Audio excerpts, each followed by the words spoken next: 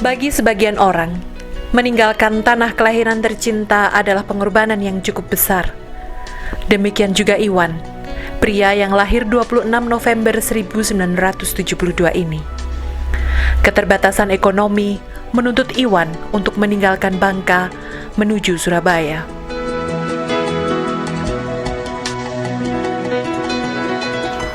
Saya meninggalkan Bangka tahun 1993.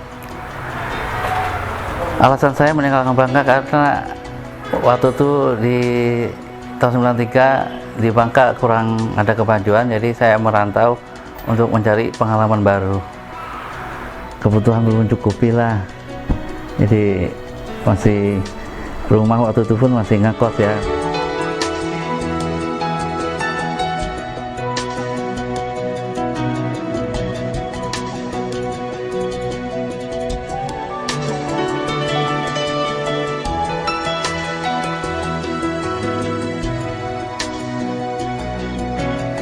Pertama saya bergabung di Intan Jaya itu tahun 2007.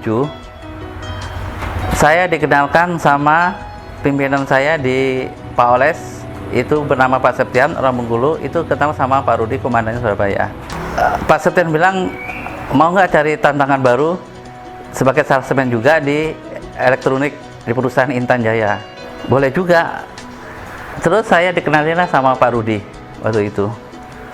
Saya langsung ketemu, terus diwawancara, terus besoknya saya langsung kerja. Iwan memang bukan orang baru dalam dunia sales dan marketing. Akan tetapi tetap saja, Surabaya adalah kota yang jauh berbeda dari kota-kota yang pernah ia singgahi sebelumnya. Saya kan orang luar pulau, jadi Surabaya buta sama sekali ya, belum tahu jalan gini. Jadi saya diiringin jalan-jalannya, jadi saya hafalin gitu.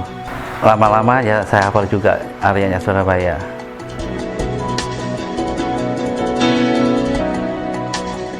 Tak hanya harus mempelajari seluk-beluk Surabaya, Iwan juga masih dikejutkan dengan pola ritme kerja yang lebih dinamis. Bahkan Surabaya memiliki jam kerja tidak terbatas. Saya lihat sih disiplin ya. Saya lihat juga ada 5:30 pagi sudah ada HP di kantor. Wah, ini saya bilang pekerjaannya menantang juga. Saya kan suka yang tantangan gitu. Terus dukanya lagi itu, waktu di pekerjaan lama itu sore kadang sudah pulang. Kalau di Intan Jaya sampai malam, sampai jam 8 malam. Saya lihat juga orang gudang naik barang sampai jam 9 malam gitu. Namun Iwan memang orang yang sanggup beradaptasi.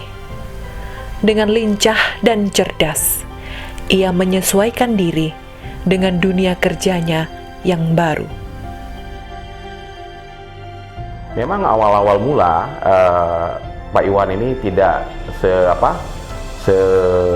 kita lihat seperti sekarang, sama dengan orang-orang yang baru belajar, orang-orang yang baru join dengan kita pasti ada kendala. Tapi anak ini saya lihat memang mau belajar, banyak mau bertanya, termasuklah dia tentang produk knowledge, marketnya segala macam. Nah, di perjalanan dalam beberapa bulan saya lihat ada kemajuan. Semangat Iwan bekerja semakin berkobar ketika ia mendapati bahwa komisi yang ia peroleh dari perusahaan cukup besar nilainya.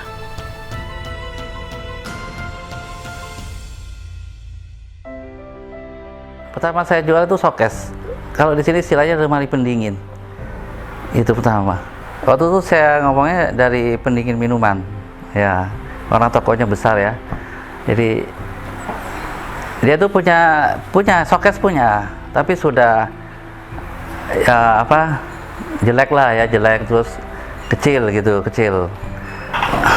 Ibunya lihat ya, oh kamu dari Intan Jaya ya, ya bisa tukar tambah, saya bilang iya. Terus hitung-hitunglah, terjadilah transaksi. Waktu itu langsung saya jual showcase pertama kalinya. Setiap bulan saya terima, saya itu komisi satu showcase besar juga ya. Saya di tempat lama nggak ada segini. Bagi rekan sejawat, Iwan adalah sosok panutan. Iwan dinilai sebagai sosok yang cerdas, disiplin, dan bekerja keras. Pak Iwan itu disiplin, kerja keras.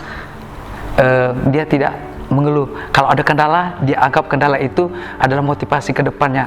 Itu jadi patokan kita bahwa Pak Iwan itu super powernya di Surabaya.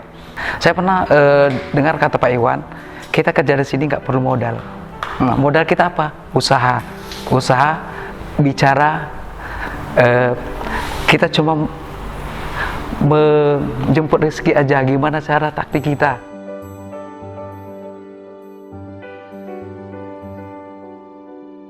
Kalau untuk Ko Iwan itu kita bisa mencontoh dari kerja keras beliau ya. Dari berapa tahun di Intan omsetnya cukup tinggi dibandingkan sales yang lain. Jadi untuk kerja kerasnya gitu kita contoh. Ulet ya, pekerja keras juga. Untuk apa ya? Untuk prestasinya dia itu dia selalu jadi yang terbaik. The best di Surabaya. Tepat waktunya, dia konsisten, rapi, patut dicontoh lah Pak Iwan.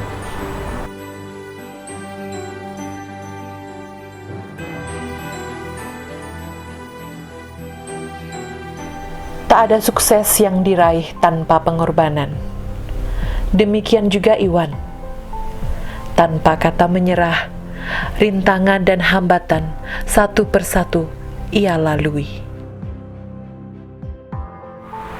Dalam setiap kita berjalan ke pekerjaan pasti ada putus asa yang pernah saya dalam satu hari itu saya memang waktu pertama kali nggak dapat order. Sudah cuaca panas, jadi kepala ini pusing, jadi kita terus berdoa. Jadi mungkin hari ini kita belum dikasih rezeki sama Tuhan Yesus mungkin. Iwan adalah pribadi yang telaten dan pintar berkomunikasi. Hal ini membuat pelanggan betah dan tak mau pindah ke lain hati. Tidak hanya telaten, Iwan juga selalu siap menjadi pendengar yang sabar bagi para pelanggannya. Orangnya itu dia itu sabar, terus kalau ngelayanin itu dia enak gitu loh Pak, untuk diajak komunikasi juga enak, pokoknya yang terbaik gitu. Saya kalau untuk ke sales lain emang belum pernah ngambil saya, soalnya saya udah cocok sama Pak Iwan gitu loh.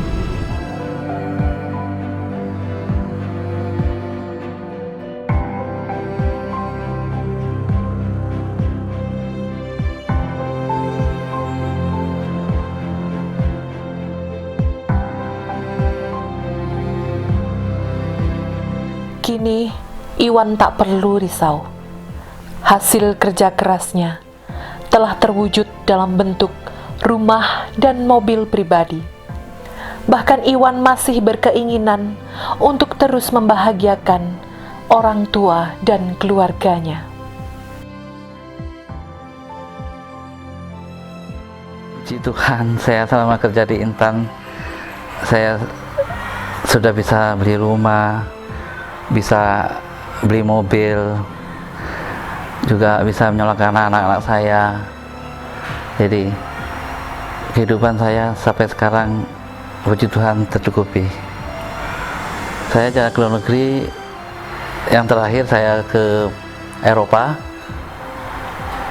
Barat, terus saya pernah ke Cina, Hong Kong, Shanghai, Shenzhen, saya pernah juga Thailand, Singapura. Harapan saya di Intan Jaya itu pasti ada lagi ya. Pertama, saya mau menyalurkan anak saya nanti yang lebih tinggi lagi. Terus saya mau membahagiakan orang tua, mertua saya.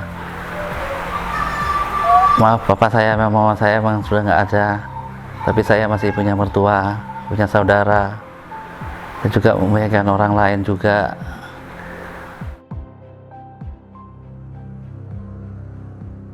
Keberhasilan Iwan tidak pernah membuatnya lupa diri. Baginya, dia tetaplah orang baru yang masih harus belajar.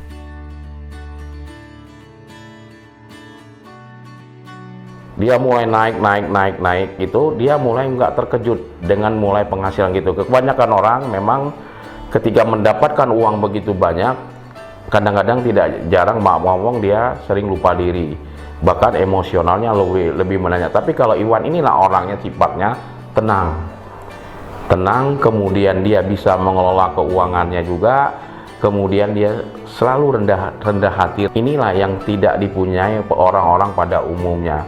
Selalu memposisikan dia nih orang baru, selalu memposisikan dia baru belajar.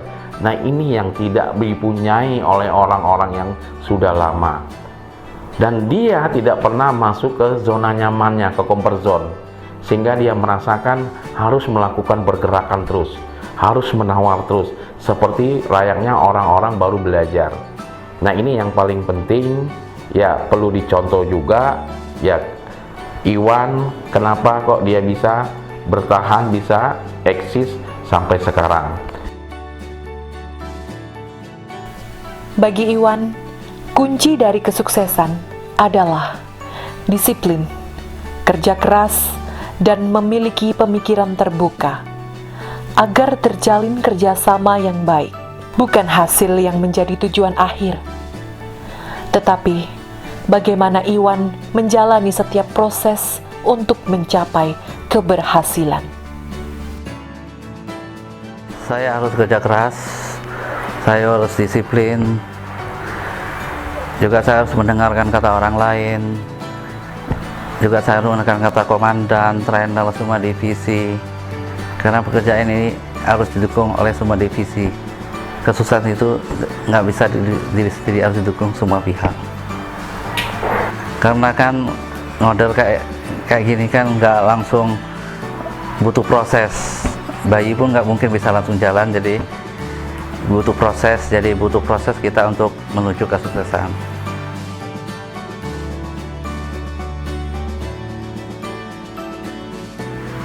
Untuk teman-teman, rezeki sudah di depan mata.